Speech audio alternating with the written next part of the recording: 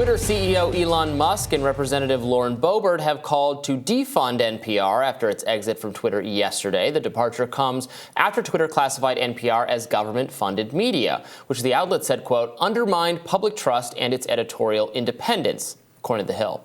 Musk tweeted yesterday, defund NPR. This appearingly came after Musk received an email from NPR tech reporter Bobby Allen, in which he asked for comment on NPR's decision to leave Twitter and if it will cause a chain reaction among news organizations. Boebert responded to Musk's defund tweet with, I've been saying that for quite some time, let's get it done. Musk's call came hours after the House GOP account tweeted the same thing, defund NPR. I would like to defund NPR personally because I don't think funding the media is a role the federal government should play. But I think the loss of them on Twitter is kind of sad. If all the liberal media outlets leave Twitter because Elon has picked fights with all of them, what is it going to be the point? This is going to be True Social or something. This is just going to be a conservative. And I don't think it would take all of them. I think it would take like 3. Yeah. I mean, because let's paint the picture. We live in a private corporate media culture where a handful of billionaires own all the top papers. There's been an aggregation of media. Local media has died. We have seen consequences in the quality and type of reporting, the levels of investigative journalism versus take journalism, which is cheaper to produce and yields more benefit for corporations. Okay, that's the backdrop of all of this. In that context, if 2 or 3 or 4 of these mega media conglomerates were to drop off the site, the Washington Post, New York Times, et cetera, it would have a devastating effect to the value of Twitter for journalists who, frankly, are the lifeblood of the app. Say what you want to say about us. That is the truth. That is why it has so much value as an RSP. Well, even for right-wing aggregator. people, they want to dunk on the tweets from the Washington Post and the New York Times. What are you going to dunk on if they just leave? Now, I'm sure people will fill in, and other sites will pop up that just post for them. That will aggregate the news and will continue to post, and the articles will exist on the sites. Journalists will still exist in their individual capacity and post their own content and things like that. But I do think it would be very meaningful and really hurt the site if those papers were to leave. The flip side of that is that I think it's a really interesting dynamic where there's this argument that government-funded media, with the requisite firewalls, et cetera, that do exist, is more susceptible to corruption and more problematic than a paper like the Washington Post being owned by a billionaire like Jeff Bezos, where we've seen headline after headline, doesn't everybody have to go back to work? Isn't the minimum wage actually good if it's lower? Do you really need food, guys? All of these clear kind of propaganda headlines that seem to be pushing in the direction of more austerity and corporate greed in a way that happens to align with the editorial preference or the economic privileges or desires of the ownership. I'm not saying there aren't potential issues with state-sponsored media, and I do think government-funded and state sponsors are different things, by the way. But most countries that we have shared tradition with, like England, like Canada, et cetera, have all had a tradition of having a government-funded media because they understand that there is value to having some media that is independent from the needs of advertising. As you pointed out, those countries do not, their government-funded media does not always function editorially independently. Absolutely. There's a lot of covering for the Crown with the BBC in England. I don't think... But the question is, Robbie, we're saying that corporate media doesn't function independently, and there are also issues with government-funded media. So what's the solution? Is the solution just getting rid of government-funded media or any counterbalance to corporate media? Or is the solution letting all many flowers bloom? Or is the solution trying to even improve upon government-funded media? There's no NPR and the Washington Post mostly have the same views on things. And they're mostly defending strongly. A neoliberal, democratic Biden worldview. I disagree. I don't think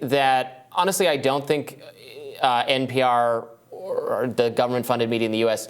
faces substantial pressure or anything from government, although I don't know. I didn't think Twitter and other social media companies were facing substantial pressure from government until we revealed that they were. Yeah. Mostly my opposition here is more philosophical and first principles based. I don't think the U.S. taxpayer should be on the hook for funding a viewpoints they might disagree with.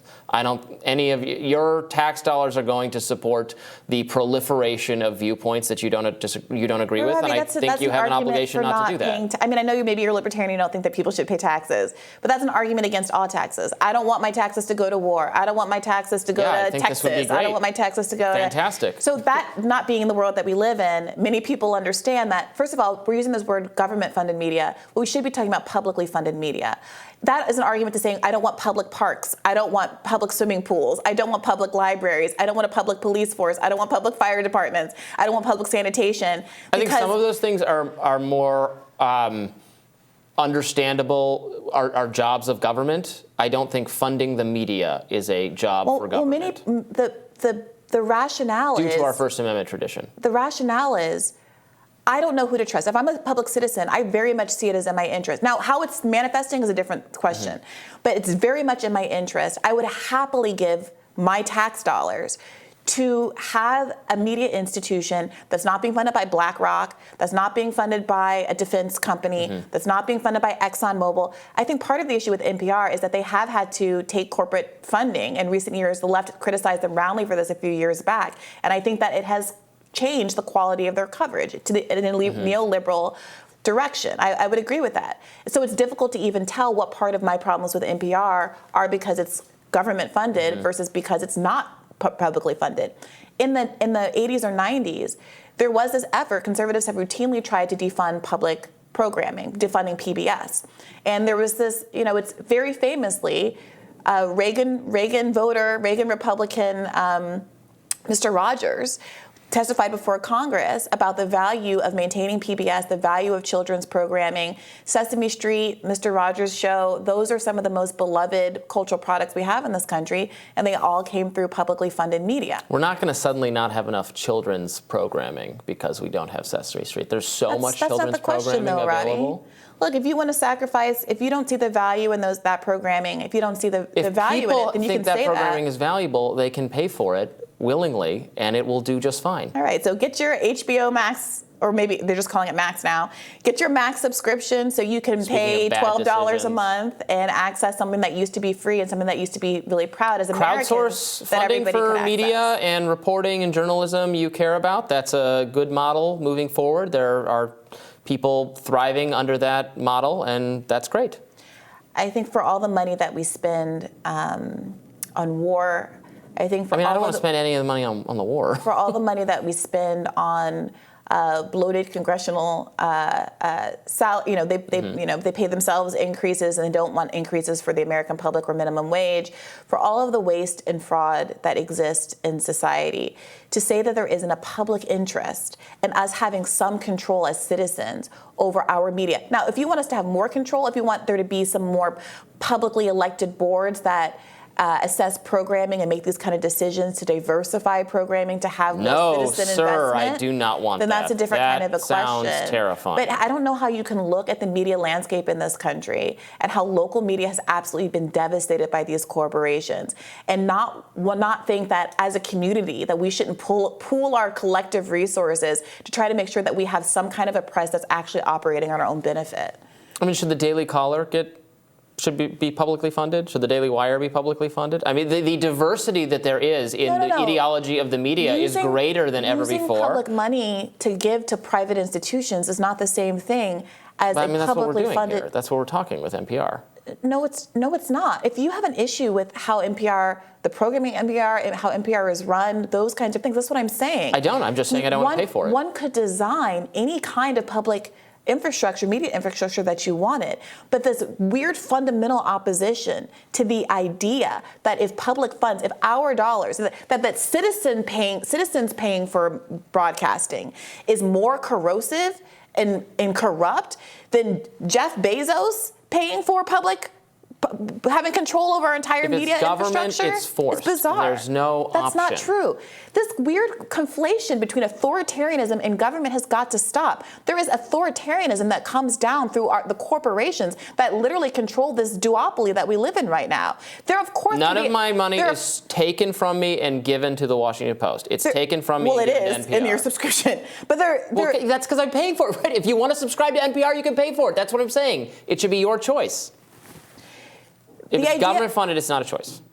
You can sit here and say it's authoritarian for me to have a library because my money was taken from me and given to the New York Public Library. You can straw man what I'm saying. But Robbie, there's no difference. If you have evidence of authoritarianism, describe it. Of course there can be authoritarianism in all different kinds of contexts. But doing these flat comparisons that say if it's the government, it's authoritarian, well, then you have to acknowledge. I mean, honestly, there are more things I wish I could check a box on my taxes and say I don't support this. I think constraining the government's ability to, you keep bringing up war, I think that would be a great idea. Then we could find out that the American people don't want their tax dollars going to a lot of these things, and that would be probably be better for the cause of non-authoritarianism. But I'm just picking a fight on this one little thing right now. So as I was saying before, if you say that the government is authoritarian, then it's not a straw man for me to say, well, what about all these other government functions? And if you acknowledge that public libraries are authoritarian or the fire department is an authoritarian, then it is incumbent on you to make some distinction, to make an argument as to why you think it's valid. The fire department is a legitimate use fund of one and not government. another. The library, honestly, I don't think the loss of public libraries would be very damaging in the internet age where you can find all the information you can get in a physical repository of books. This is available at the click of your fingers everywhere, but fine. Yeah, I mean, I think a lot of people would disagree, and a lot of people find a lot of value in a lot of public services. If they find value, then they can pay for it. And if you don't find value, you don't have to pay for it. That would be my agenda there. All right, sign off in the comments. Let us know what you think. We'll have more Rising for you right after this.